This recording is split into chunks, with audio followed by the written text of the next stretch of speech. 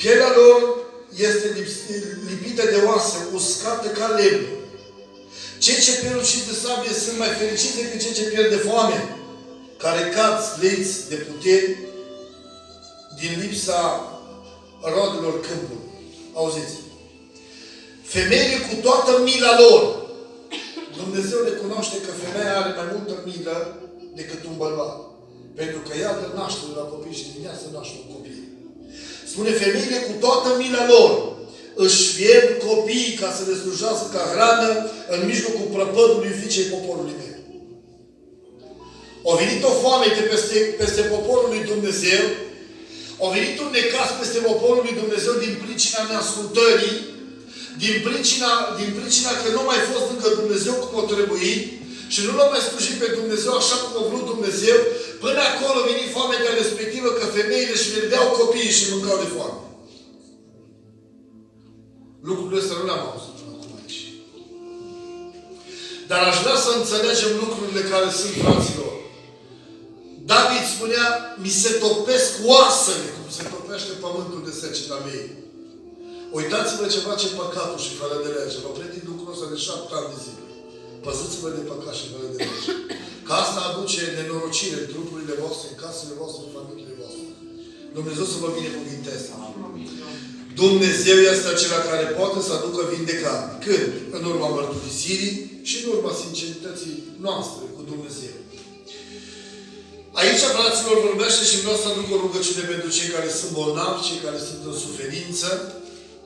Cuvântul lui Dumnezeu spune în Luca, capitolul 6, spune, s-a coborât împreună cu ei și s-a oprit într-un podiș unde se afla mulți ucenici de-ai lui și o mare mulțime de oameni care veniseră din toată Iudeea și din Ierusalim și de pe lângă Marea Tiberiului și a Sidonului, ca să-L asculte și să fie vindecați de bolile lor. Cei chinuiți de Duhul de curat erau vindecați. Și tot norodul căuta să se atingă de El, pentru că din ele și o putere care vindeca pe toți. Mărit să fie Domnul. Fraților, cu siguranță, chiar dacă oamenii erau greșiți, erau păcătoși, au greșit într-un fel sau altul, înaintea lui Dumnezeu, chiar dacă s-au simțit păcătoși oamenii aceștia, au știut că Domnul Iisus Hristos nu vine ca judecător înaintea lor, și El vine plin de milă și îndurare, slăvit să fie Domnul. Chiar dacă ei au păcătuit în viața lor, au știut că dacă se atinge de pola hainei lui Hristos, aduce vindecare și eliberare, slăvit să fie Domnul. Oamenii aceștia au învățat de la femeia prinsă, de la femeia cu scurgerea de sânge. Oamenii ăștia au auzit că femeia care nu avea dreptul să iasă afară din casă, s-a dus pe dinapoi, s-a dus prin mulțime și a zis în minte, numai să mă pot atinge de pola hainei lui Hristos. Ea nu mai socotit lucrul ăsta că dacă unul dintre oameni o recunoaște și spune, auzi, noi te cunoaștem, ești vecina noastră, ești din rudenia noastră, ești din vecină cu noi, te cunoaștem, tu ești bolnavă, n-ai ce să cauți între noi. Pentru că spurca pe om până seara. Orice femeie care era la soroc sau era bolnavă de boala asta de scurgere de sânge, de tot ce se atingea, de tot ce punea mâna, era spurcat până seara. Astăzi nu e mai așa. Păi oamenilor, surorilor, astăzi nu așa, dacă ești la soroc, la rânduiala femeii, eu cred că tu îți faci mâncare, îți crești copii, faci curățenie în casă, că nu mai socotește că tu spulgi pe tot ce pui mâna. Inclusiv cina Domnului.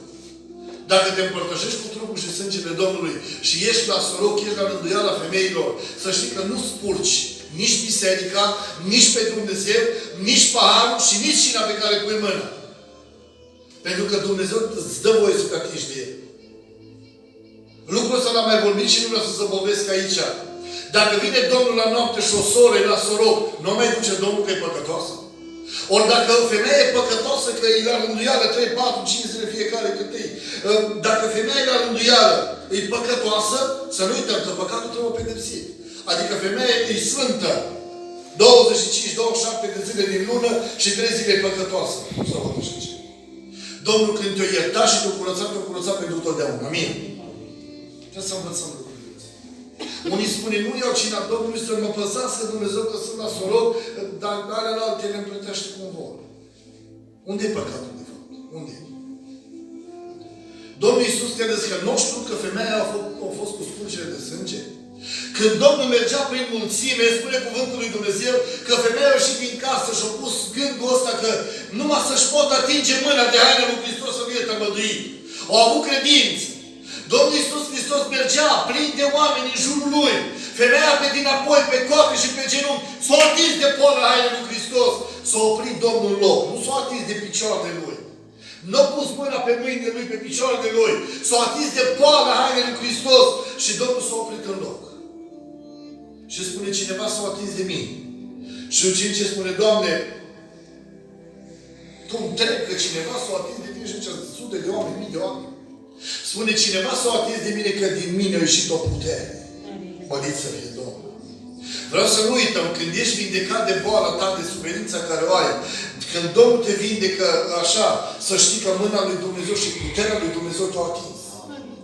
Și ai rămâne de mărturie în ziua judecății, că puterea lui Dumnezeu te-a atins și ai fost atins de puterea lui Dumnezeu. Măriți să fie Domnul. Când vin din nou în casa lui Dumnezeu, când poți să ieși din nou afară din casă, dintr-un spital, să știi că te-a atins Dumnezeu, e puterea lui Dumnezeu.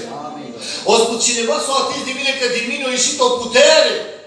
Și toți ucenicii stăteau și nu înțelegeau situația. Doamne, lumea te îmbulzește și nu mai întreb ce s-a atins de tine. Și atunci femeia a spus, Doamne, eu sunt aici.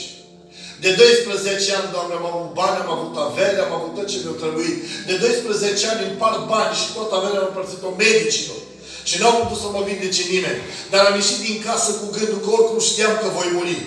Oricum am rămas fără putere. 12 ani s-o scurs sângele din ea. Fără oprire, izvor de sânge. 12 ani și așa știam, Doamne, că am să mor. Mi-am riscat și ultimele zile care le-am avut. Cu gândul și cu credința că dacă mă ating de pola hainei tale, mă voi tămădui. Domnul Iisus Hristos, fraților, să știți că nu a spus din momentul ăsta tu m-ai spurcat.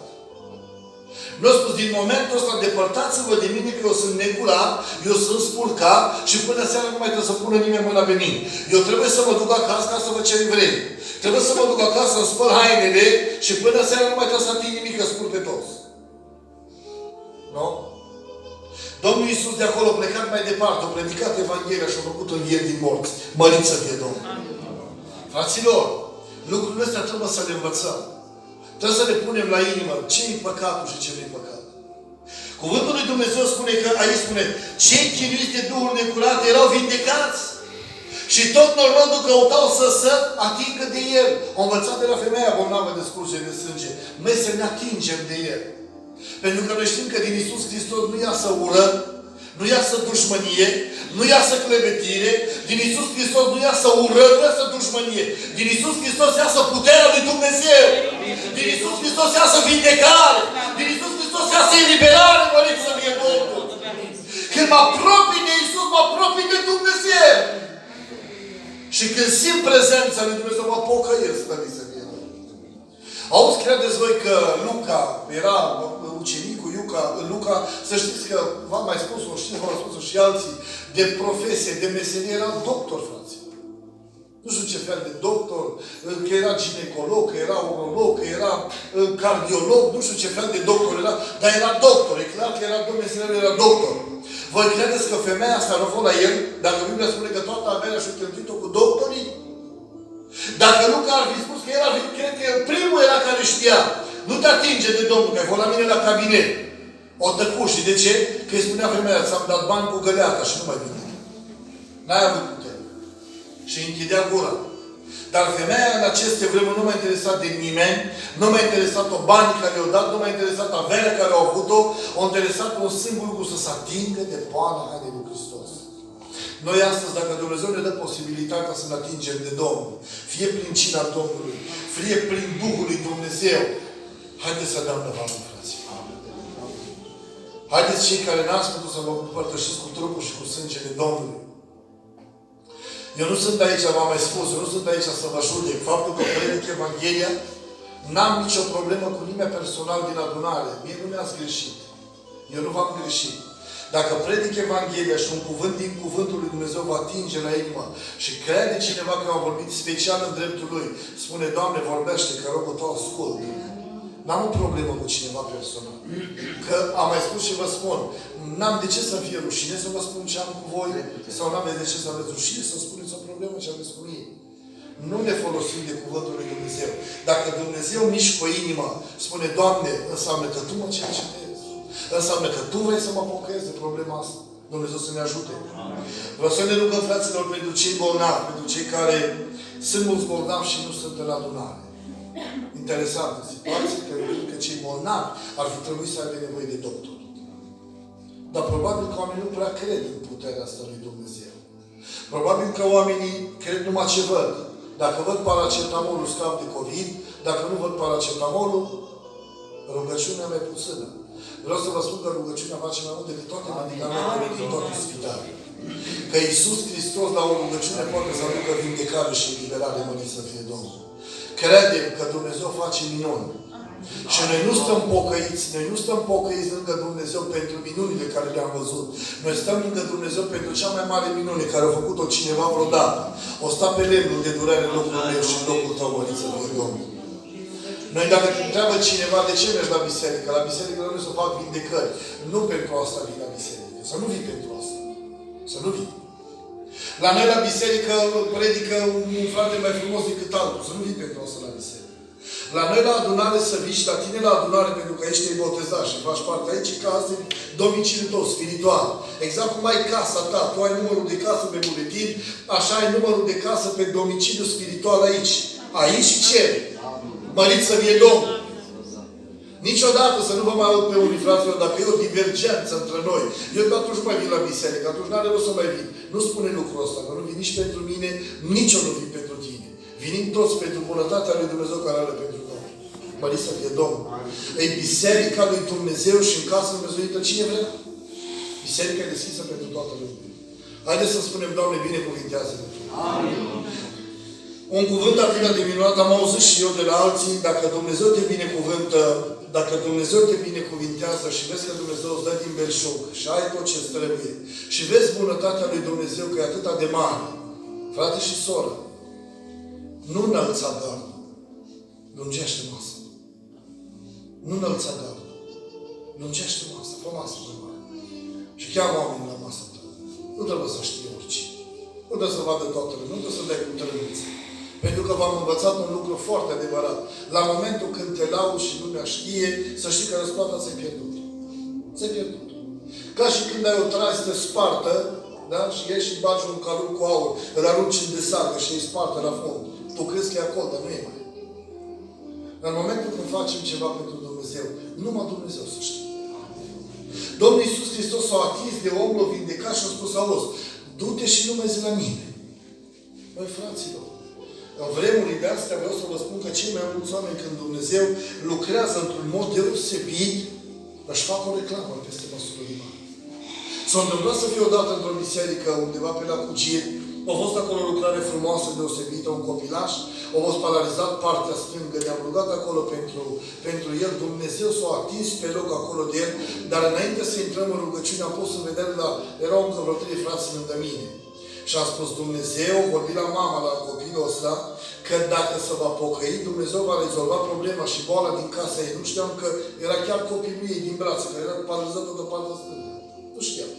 Eu am spus, frate, ne știi care e problema din casa mea? Copilul meu e paralizat, toată partea stângă. Și am spus, mărit să fie Domnul, să ne rugăm. Ne-am rugat pentru el, fraților, pe loc Dumnezeu s-a atins de el. I-am pus în vedere la oamenii care au fost lângă mine și am spus, să nu au laude din partea nimănui. Când mi-am pus eu mâna, când am făcut eu, când am gândit eu. Nu. Toată lauda lăsați-o Domnului Iisus. Am fost, ne-am rugat și Dumnezeu a ascultat. Amin. Nu în nume înălțăm nume, fraților, că în felul ăsta înălțăm nume. În felul ăsta înălțăm, că când vine fratele cu tare, să vezi ce se întâmplă. Vrei să știi că fratele cu tare e mai special decât fiecare. Nu, Dumnezeu poate să lucreze și cu tine din mamă. Dumnezeu nu-i părtinitor. Dumnezeu nu-i părtinitor nici cu tine, soră, nici cu tine, frate. Dumnezeu poate să-ți dea și ție, femeie, dar de prorocie, și ție dar de vedenie, și ție dar de prorocie, de vedenie, dar de evangelizare, dar de credință. Dumnezeu poate să-ți dea. Dar întrebarea mea se pune și fiecare judecați-vă dreptul vostru. Cât alergați în cele spirituale? Cât lăsați mintea să spulbere așa unde vrea ea să privească și unde vrea să uite, să poftească ce vrea din minte și cât vă gândiți la lucrarea sfântă a lui Dumnezeu.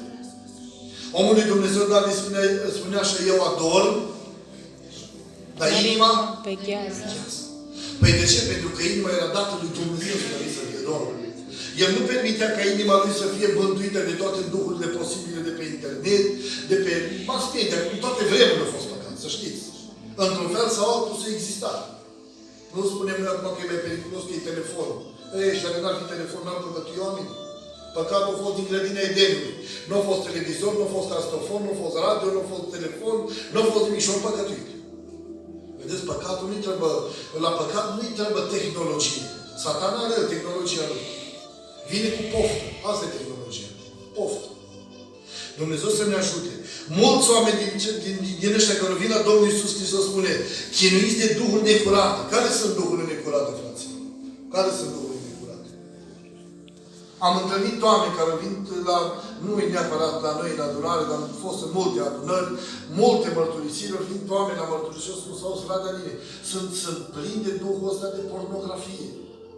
Toată noaptea mă muncește duhul ăsta. Toată noaptea mă frământă problema asta. Nu pot să scap. Trebuie să mă uit neapărat. Frate, pocăit. Dar măcar slăvit să fie Domnul, că și-o mărturisit păcatul și Dumnezeu l-a iertat și Dumnezeu a făcut trecere, slăvit să fie Domnul.